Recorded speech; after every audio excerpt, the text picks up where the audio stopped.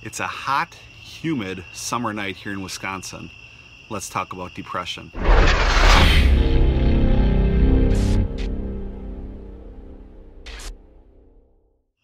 Hey, thanks for joining me for another That's Not My God. I took the week off last week because I was dealing with some illness. I was the last one in my family to get hit with this cold that was going around.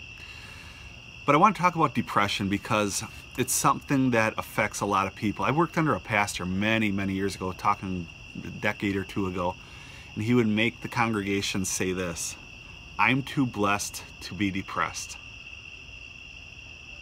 You know, I've never been one of those pastors that say, turn to your neighbor and say, or make the congregation repeat after me, especially a phrase like that, that is so hurting to a person that is a Christian and battling depression. It's not okay. Depression is something that's very real, and quite honestly, you're not any less of a Christian if you are depressed. All throughout Scripture, people dealt with depression. This last Sunday, I talked about 1 Kings 18, 1 Kings 19, where Elijah just had this "whose God is bigger" moment with the prophets of Baal, and God showed up and did some awesome things. 450 false prophets dead. Just an amazing time of ministry for Elijah. Kind of horrifying too. I mean, that many people dead. But Elijah has this huge moment, and then the very next chapter, he's depressed and said, "God, kill me," because Jezebel's after him. And you know, it just takes a few people in ministry to make a person depressed. We look at that story and we say, my goodness, there's a lot of Christians today would say, you're that dealing with depression? How are you in the Lord? How are you in Jesus? What's going on? Are you even saved? People that are ill-advised as to what life is really all about and what Scripture has to say. We look at a story of Noah, the only person God could find faithful. On, builds the ark, saves the world. We know the story. How does the story end?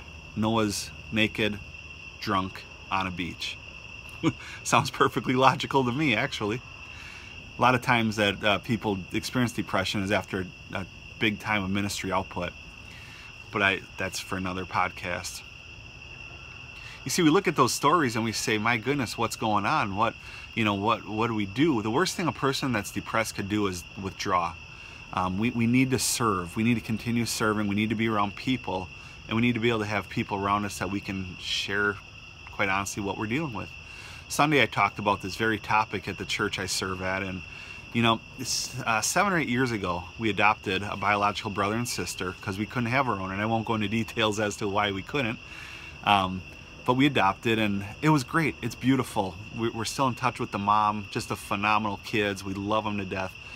But I tell you what, it was years that we couldn't have kids, and now these two showed up in our life. The first one, on 2 weeks' notice with a bunch of totes, came to our house, showed up at our house at 9 months old.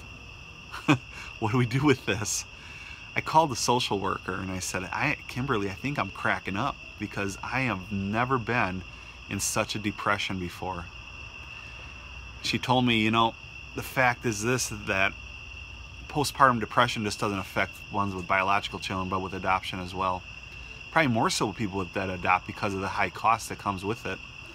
And so she goes, what I'm willing to bet is that you're mourning the loss of your freedom. Yahtzee. That's what it was. I was dealing with life has changed. And I love the kids. I didn't love them any less, but I was in a depression. This is what I was dealing with. Now fast forward 8 years, God has blessed us with a miracle baby, our own biological one. I love him to death. The joy of my life.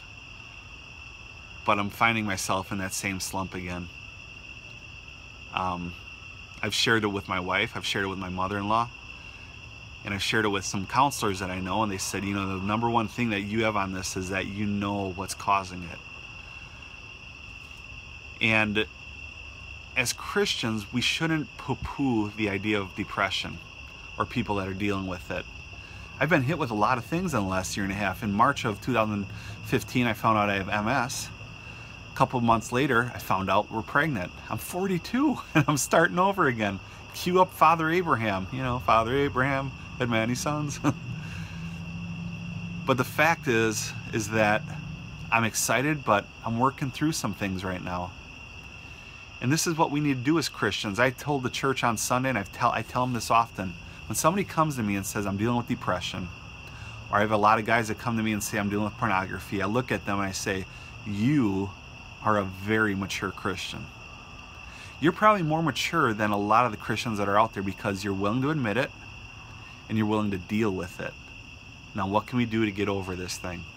Because quite honestly, depression, I want to get out of it, and I'm working on it, and I have made some great strides, but it takes a while. It's not going to be one of those altar call moment nights. It could, but I don't know. But you're no less of a Christian if you're admitting a problem and dealing with it. In fact, Paul says, I boast of my weaknesses so that the grace of God can be glorified in my life. So if you're going through depression, keep going, but don't withdraw. Keep serving, keep loving the Lord, and surround yourself with people. Because in your deepest, darkest times is where you find Jesus. And he reintroduces you to yourself. And you'll grow from it. Shoot me a message if you'd like. Here's my email address. I'd love to pray for you, stay in touch with you, whatever it takes. Have a good night.